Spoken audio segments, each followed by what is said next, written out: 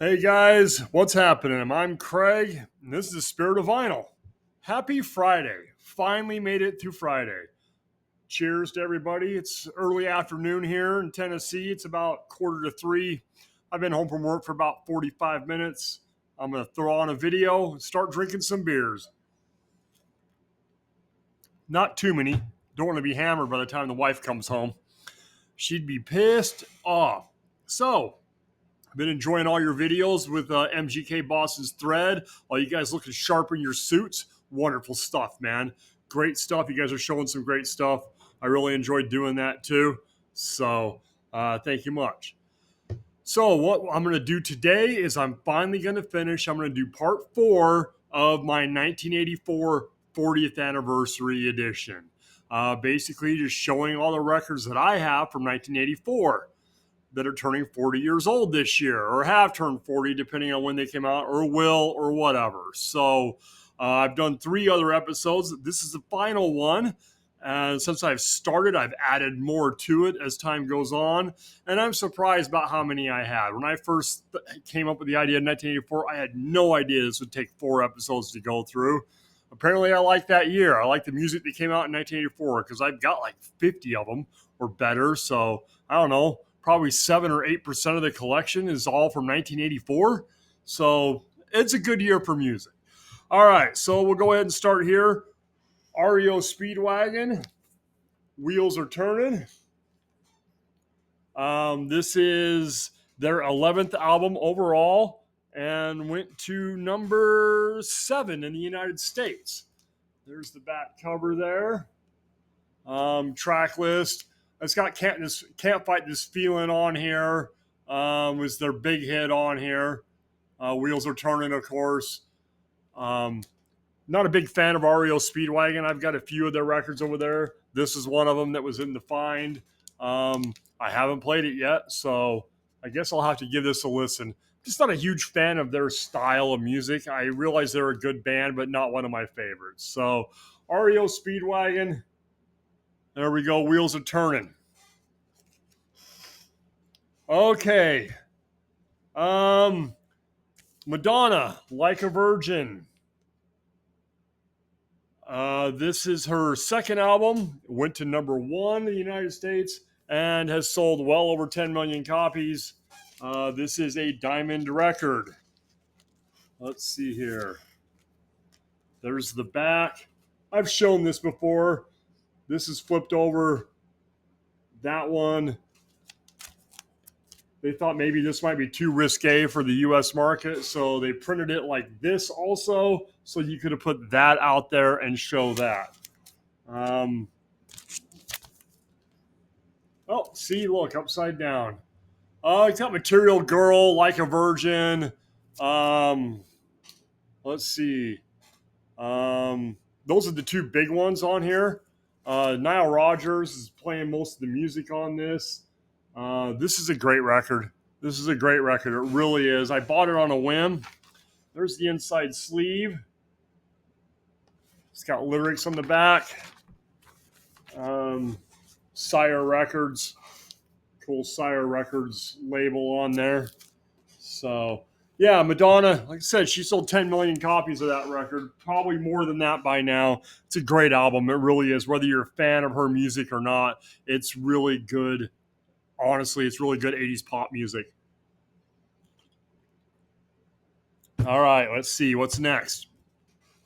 Molly Hatchet, The Deed Is Done. This is their 6th album overall and went to number 120 in the U.S.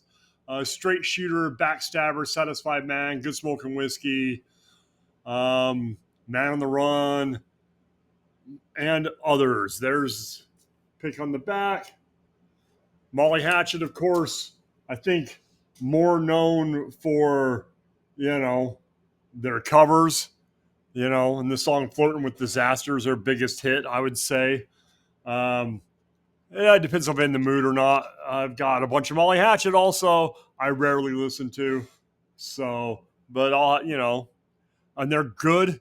They're a good band, lots of talent, cool Southern rock sound, but just have to be in the mood for it myself.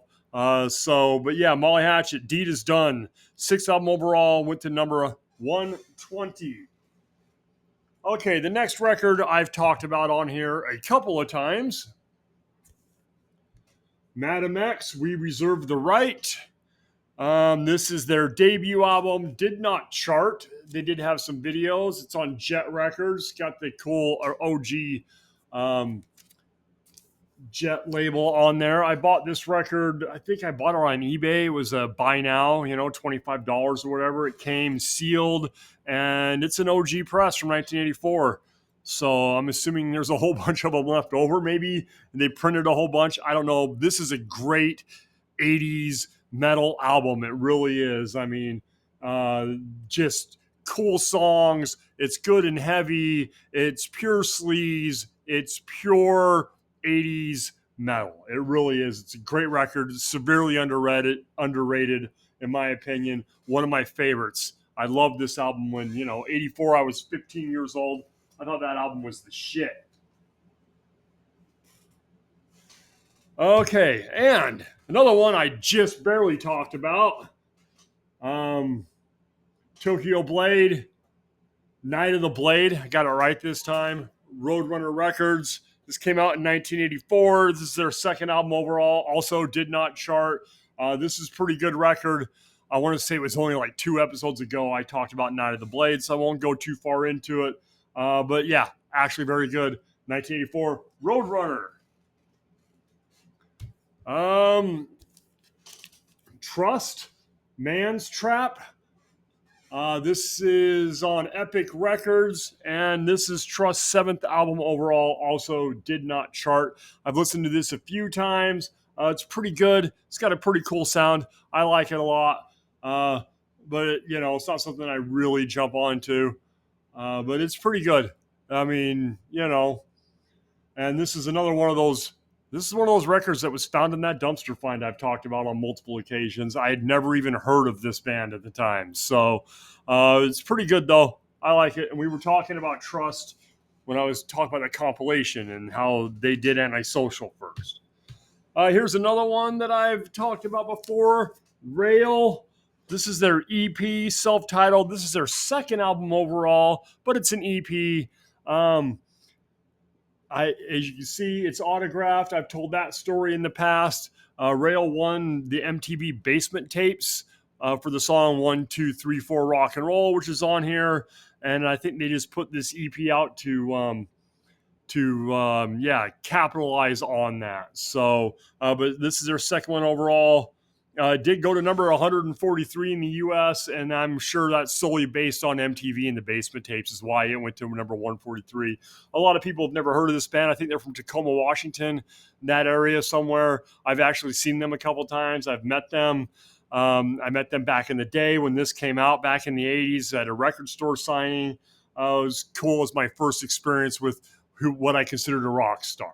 But it's pretty good. It's only got 4 songs on it. And I want to say one of them is, maybe not. But yeah, this is a pretty good record. Nice to throw on, give me some of that nostalgia sound. It's only got 4 songs, so when you're short on time but you want to listen to something, throw that on.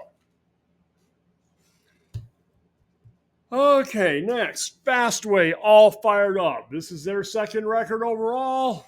Fast Eddie Clarke on guitars, Jerry Shirley on the drums, Charlie McCracken on bass, and Dave King on vocals.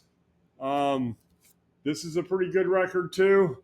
Not as good as their debut, in my opinion. This is their second album altogether. But I think they're, the first one's a better record. But this isn't too bad either. Pretty cool stuff, and you've got Eddie Clarke on here, so great guitar player. So this is a pretty good album. Let's see, second overall, also did not chart. So starting to get to the end of the 80s where a lot of, we've had a lot of good albums in this thread, in these episodes that have charted very well, but some of them have not. Like this one, Sinner, Danger Zone. This is cool. It says direct metal mastering on there. I looked that up to see what that was. They're mastering it directly to the metal disc instead of on a lacquer and covering it or whatever. Let's see. This is their third album overall. It's pretty good. Pretty cool sound. Kind of like it. It's got a cool little cover on it. I haven't listened to it a whole lot, but not bad at all. This, like I said, their third overall. That was also another one that was found in the dumpster. Lita Ford, Dancing on the Edge, her second album overall, went to number 66 in the United States. This has got Gotta Let Go, Dressed to Kill, Hit and Run, Still Waiting, Fire in My Heart, Dancing on the Edge, Run with the Money. This is a cool album. I loved Lita Ford back in the day. Of course, being a 15-year-old, and you look at that, being a 15-year-old male, I mean, Lita was so hot, dude. We all loved Lita Ford. All us metalheads were in love with Lita Ford. Not necessarily just because of the music, but, the leather and the guitars. She was such a badass, And this was, post Runaways, obviously. But this is a great record. Hard to find for me. I found this. I just happened to run across it in the wild, and I keep looking for other Lita out in the wild, and it's just not out there.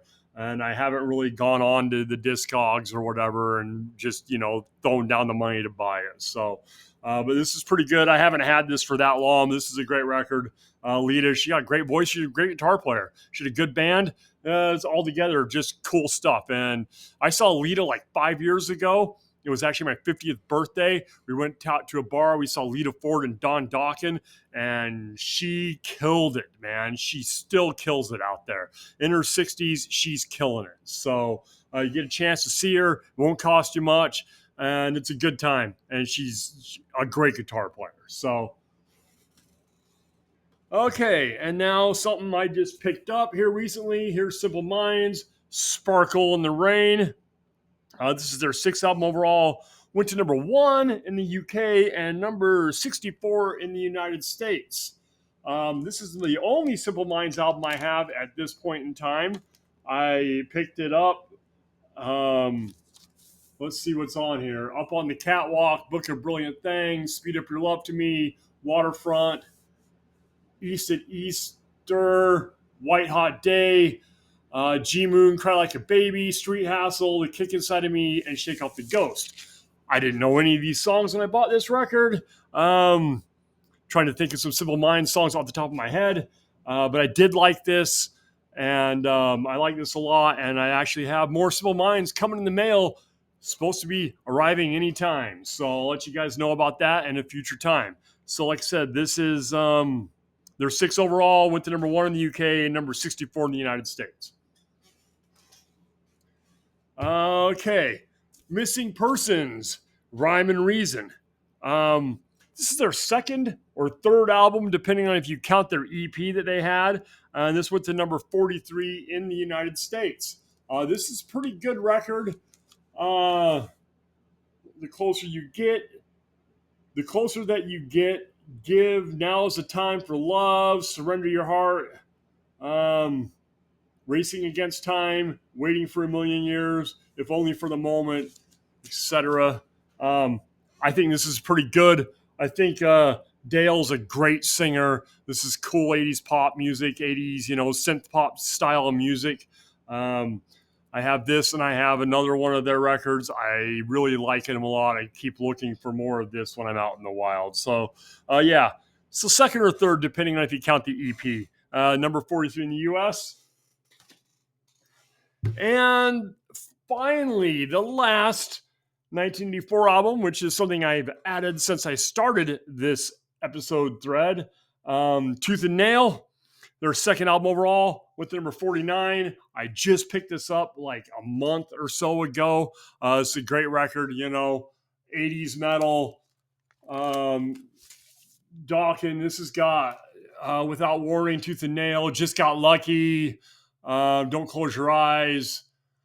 Those are basically the big ones. The biggest song on here is probably Just Got Lucky. This is really good. George Lynch, Don Dokken, Yeah, Jeff Pilson. They were a really, really good band. Fortunately, it didn't last that long. Personality conflicts and everything else. So there we go. Dokken. Tooth and Nail, second album overall, went to number 49 in the United States. So, and that's it, man. That's it. Finally, all of 1984 is done. If you haven't seen the other 3 episodes, they're still there down below. Appreciate you guys watching. Have a safe weekend. Hope you guys all had a wonderful week. Have a couple of beers. I'm drinking a Yuengling's traditional lager. If I have to buy large batch beers, I usually go with Yuengling's. It's probably the most popular beer in my area when it comes to large batch beers. So have a good Friday. Have a good weekend, guys. They all be safe out there. Thanks for watching once again. I really, really appreciate it. And I will talk to you guys in a few days or whenever the mood strikes me again. So you guys all have a good one out there. We'll see you later.